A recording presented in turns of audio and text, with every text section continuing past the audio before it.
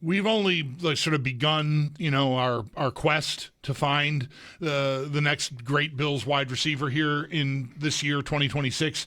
John, are the two guys or three? The guy you mentioned, Tyson, has got injury problems or concerns at least. Tate, Lemon. Is there anybody up there that's worth trying to get from 26 to like the top 10 or right around the top 10?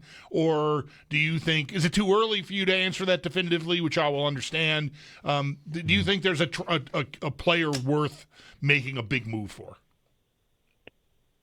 I think, it might be a little bit too early, but I'll try to answer it anyway. I think talent-wise, Tyson is the guy that's pretty interesting to me. It's just a question how much you trust the other stuff and then how polished he is. Like, he's the guy to me that has probably the highest upside of anybody in the class.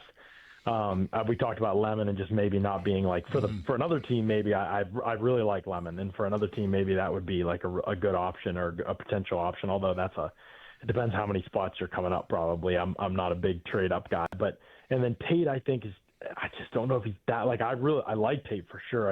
I don't know that I jump up let's hypothetically say 15 spots for a guy like that in this class, and that's part of the trick of all this, right? Is that you're not necessarily looking at a great free agent group, and you're not necessarily looking at a draft that has a ton of options, especially in the range that the Bills draft in. And so you are sort of looking at, again, at a season, I think, where unless something happens, which just like, let's be honest, like there is a world in which the A.J. Brown conversation happens for a lot of teams this offseason. There's a world in which Nico Collins conversations happen for a lot of teams. That one's pretty under the radar right now. And there's a world in which some of these conversations happen with bigger name receivers. And we'll see where it gets to. But I would imagine if you're one of those players, you'd be looking at Buffalo and saying, you know what?